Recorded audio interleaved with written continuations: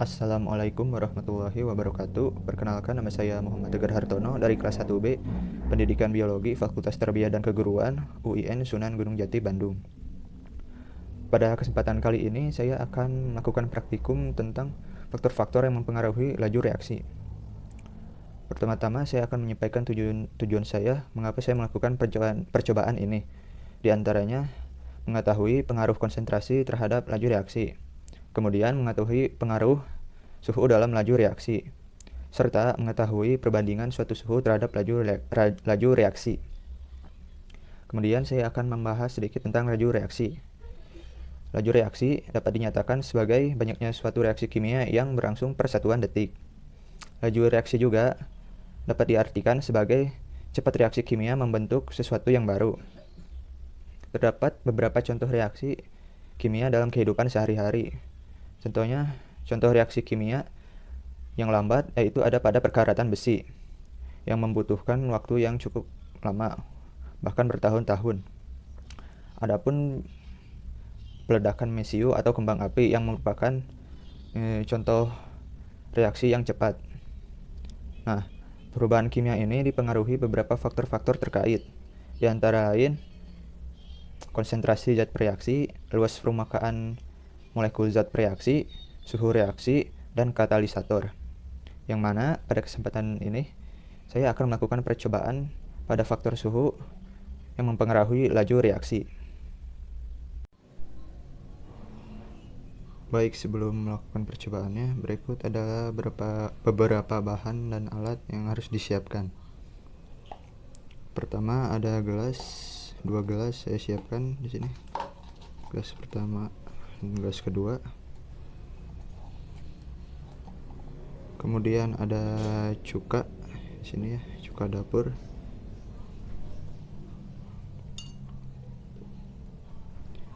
Kemudian ada cangkang telur yang telah dihaluskan ya, atau dibubukkan. Kemudian ada air panas ya, bisa dilihat.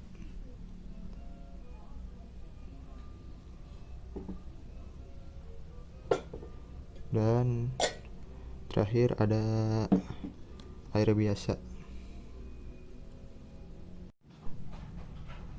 Oke, pertama-tama kita tambahkan cuka ke masing-masing gelas dengan takaran yang tidak terlalu banyak.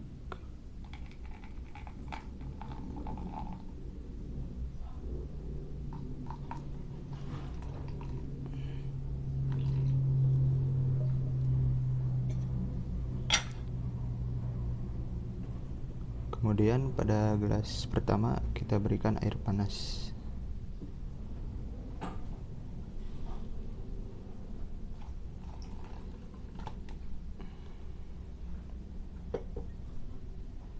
Dan pada gelas kedua kita berikan air biasa.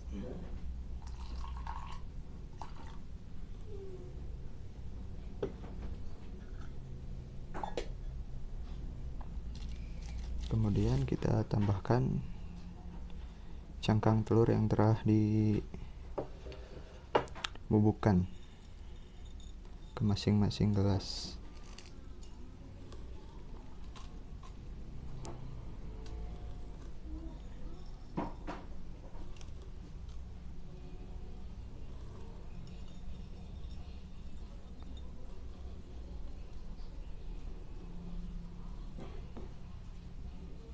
Kita tunggu selama 5 menit dan lihat prosesnya.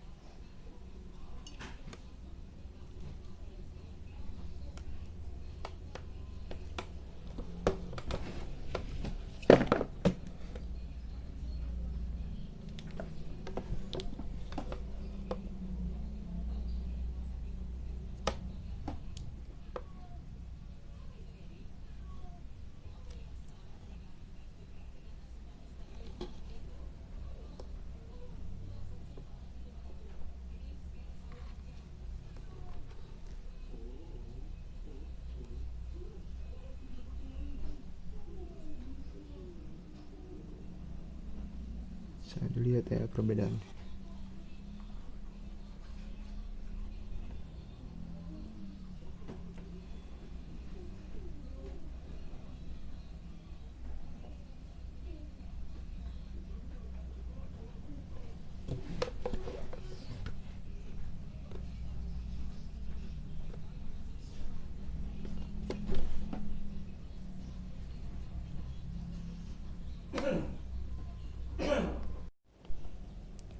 Nah, setelah melakukan percobaan tadi, dapat dilihat bahwa terdapat perbedaan di antara gelas 1 maupun gelas 2.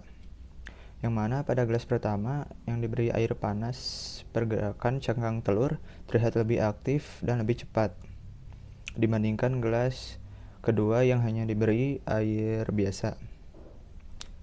Nah, dari pengamatan ini dapat ditarik kesimpulan bahwa suatu reaksi pun turut berperan dalam mempengaruhi laju reaksi.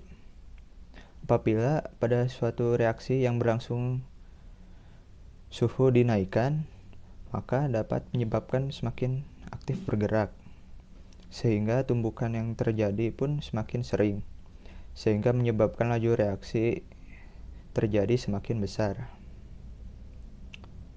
Dan sekian hasil dari praktikum serta pemaparan dari saya.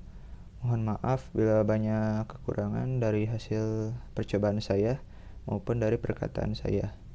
Wassalamualaikum warahmatullahi wabarakatuh.